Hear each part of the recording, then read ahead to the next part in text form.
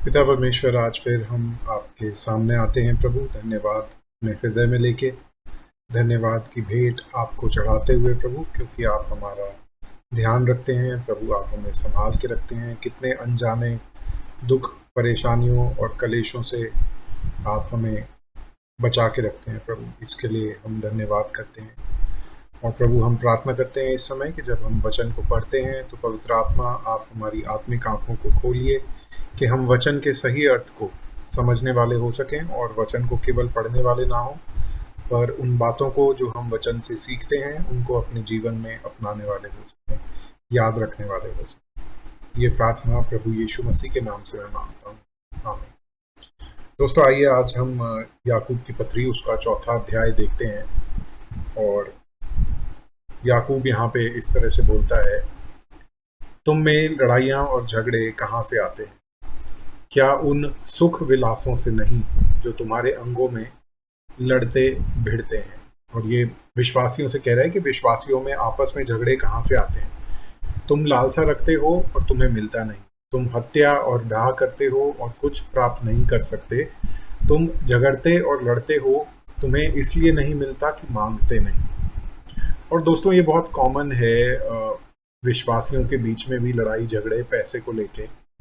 खाली अलग अलग विश्वासी कलीसिया के अंदर नहीं, पर हस्बैंड वाइफ के बीच में भी पैसे को लेके बहुत झगड़े होते हैं, जहाँ पे दोनों क्लेम करते हैं कि हम दोनों विश्वासी हैं। तो वहाँ पे ये वचन लागू होता है। ये कहता है कि तुम मांगते हो पर पाते नहीं, इसलिए कि बुरी इच्छा से मांगते हो। बुरी इच्छा क्या है? ताकि अपने भोग विलास में उड़ा दो। हे व्यभिचारिणियों, क्या तुम नहीं जानती कि संसार से मित्रता करनी परमेश्वर से बैर करना है? इसलिए जो कोई संसार का मित्र होना चाहता है वह अपने आप को परमेश्वर का बैरी बनाता है। अब मुझे ये नहीं पता कि यहाँ पे व्यभिचारिणियों क्यों लिखा है, क्योंकि अगर हम इंग्लिश में देखें तो यहाँ पे दोनों हैं, अडल्टरर्स और अडल्ट्रेसेस। हिंदी में सिर्फ व्यभिचारिणियों लिखा है। जो भी ट्रांसलेशन है उसमें कुछ होगी बात, लेकिन यहाँ पे पॉइंट क्या है? जो जेम्स है वो क्या बोल रहा है कि संसार से मित्रता परमेश्वर से बैर करना है। क्या तुम ये बात नहीं जानते? इसलिए जो कोई संसार का मित्र है, और संसार से मतलब यहाँ पे ये है जो संसार की, वर्ल्ड की वैल्यूज है, जिन चीज़ों को दुनिया अहमियत देती है, उन्हीं चीज़ों को अगर हम भी अहमियत दे रहे हैं तो हम संसार के मित्र हैं। जैसे आप कितना कमाते हैं, कहाँ आप घूमने जाते हैं, क्या आप 5 स्टार में खाना खाते हैं या नहीं, कहाँ आप पार्टी करते हैं, कैसे आपके दोस्त हैं। अगर बहुत अच्छे बड़े बड़े अमीर लोग हैं जो कि आपके दोस्त हैं, उनके साथ आप बैठ के शराब पीते हैं, उसकी पिक्चर्स आप सोशल मीडिया पे शेयर करते हैं, तो लोग इसको बहुत अच्छा समझते हैं, इसको सोचते हैं कि आप एक सक्सेसफुल लाइफ जी रहे हैं। ठीक है ना? तो ये संसारिकता है। इस ही संसारिकता की बात यहाँ पे हो रही है, और इसमें आप बहुत सारी चीज़ें और जोड़ सकते हैं जो आप पहले से जानते हैं। जैसे कि मेरे पड़ोसी के पास ये गाड़ी है तो मेरी गाड़ी उससे बड़ी होनी चाहिए, या मेरे पड़ोसी के पास ये है। ये सब चीज़ें जो दुनियावी लोग करते हैं, जो हम अपने चारों तरफ देखते हैं, मसीह लोगों को उनसे अलग होने की ज़रूरत है। अगर हम वैसे ही हैं तो हम संसार के मित्र हैं और अपने आप को परमेश्वर के बैरी बना लेते हैं। क्या तुम यह समझते हो कि पवित्र शास्त्र व्यर्थ कहता है कि जिस पवित्र आत्मा को उसने हमारे भीतर बसाया है, क्या वह ऐसी लालसा करता है जिसका प्रतिफल डाह हो? मतलब कोई ऐसी बात की लालसा करेगा जो पाने के बाद आपको लगे कि अरे वाह, अब आप घमंड कर सको उस चीज के ऊपर।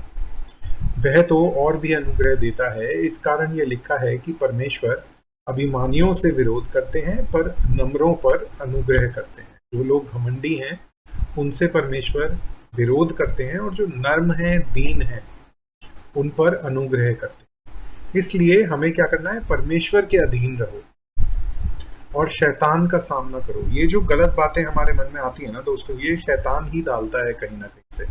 हमारी अपनी भी विचार होते हैं, लेकिन शैतान भी ये काम करता है कि हमें गिराने की, फिसलाने की कोशिश करता है। हमारी जो पीस ऑफ माइंड है, हमारे जो मन की शांति है, उसे चोरी करने के लिए वो घूमता है। तो वो आपके मन में ये डालेगा कि आपका जीवन बेकार है, आपने अभी तक किया क्या है, अपने साथ के लोगों को देखिए वो कहाँ के कहाँ पहुँच गए।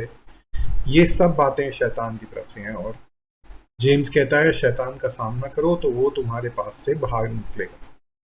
परमेश्वर के निकट आओ तो वह भी तुम्हारे निकट आएंगे। हे पापियों, अपने हाथ शुद्ध करो, और हे दुचित्ते लोगों, अपने हृदय को पवित्र करो। जो डबल कैरेक्टर लोग हैं उनके लिए, दुखी हो और शोक करो और रो। तुम्हारी हंसी शोक में, तुम्हारा आनंद उदासी में बदल जाए। प्रभु के सामने नम्र बनो। मतलब जिन चीजों के ऊपर तुम घमंड करते हो और जो चीजें तुम्हारे आज कॉन्फिडेंस का स्रोत हैं, उन चीजों को अपने शोक का स्रोत बनाओ।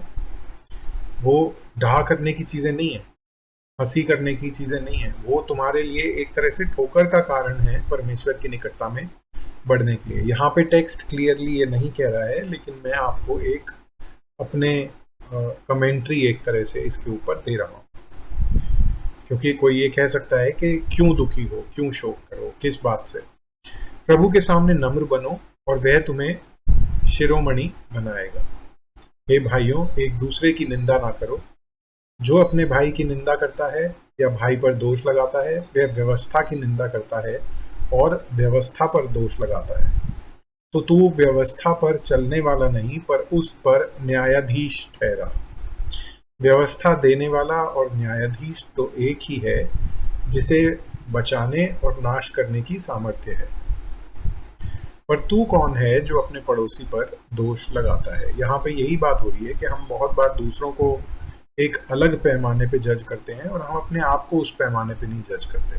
देखिए, विपरीत परिस्थितियों में, मुश्किल परिस्थितियों में, परेशानियों में, कोई मेंटली डिस्टर्ब हो या कोई अपने इमोशंस पे काबू नहीं रख पाया और कोई ऐसा काम या ऐसा एक्ट कर देता है जो कि बाइबल के विरोध में है, तो उस चीज़ को लेके किसी पे दोष लगाने से पहले हमें ये सोचना चाहिए कि हमारे भी तो जीवन में कमज़ोरी के समय आए हैं जब हम कमज़ोर पड़ गए और हमने कुछ ऐसी बात करी या कुछ ऐसा काम किया जो कि परमेश्वर की आज्ञाओं के विरोध में था।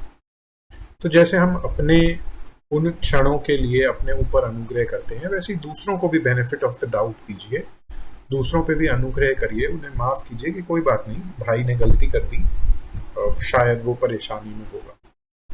तो ये हमें सोचने की ज़रूरत है। फिर वचन कहता है, तुम जो यह कहते हो कि आज या कल हम किसी और नगर में जाकर वहाँ 1 वर्ष बिताएंगे और व्यापार करके लाभ उठाएंगे, और ये नहीं जानते कि कल क्या होगा। सुन तो लो, तुम्हारा जीवन है ही क्या? तुम तो मानो धुंध के समान हो, जो थोड़ी देर दिखाई देती है और फिर लोप हो जाती है।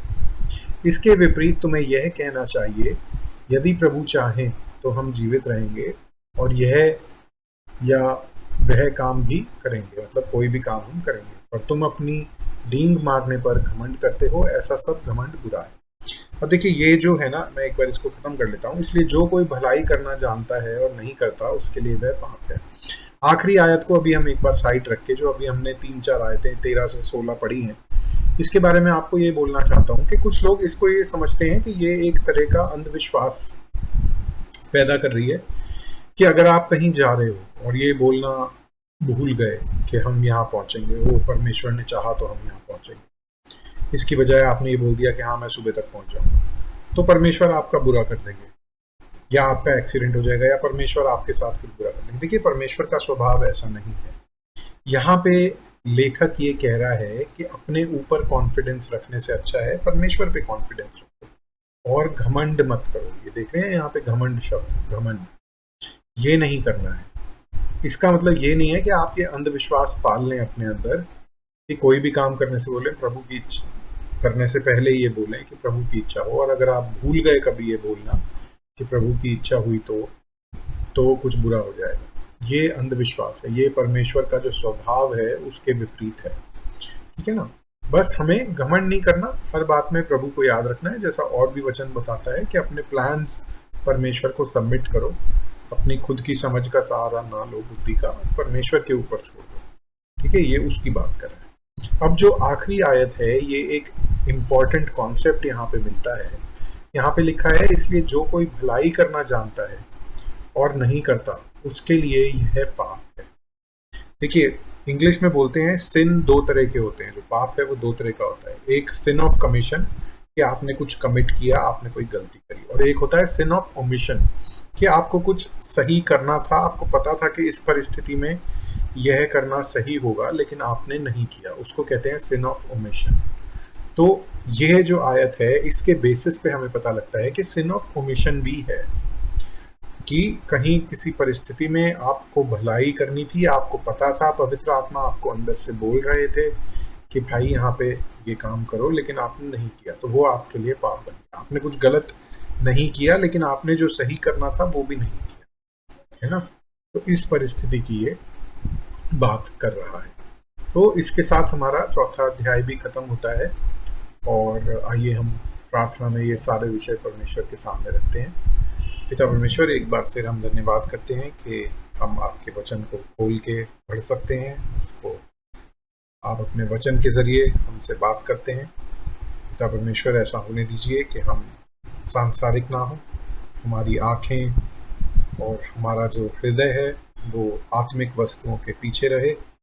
प्रभु, दुनिया जैसे हम ना बने, हमारे अंदर घमंड ना पाया जाए। प्रभु, हर बात में हम आपको प्राथमिकता दें, एक दूसरे के साथ प्रेम से रहना सीखें। प्रभु, ईर्ष्या ना करें और ना दूसरों का बुरा चाहें, ना कुछ इस वजह से करें कि हम डाह कर सकें दूसरों के सामने। साथ ही प्रभु, मैं ये भी प्रार्थना करता हूँ कि जहाँ हमें भलाई करनी है वहाँ पवित्र आत्मा हम आपकी बात को मानने वाले हो सकें और सही निर्णय और सही काम करने वाले।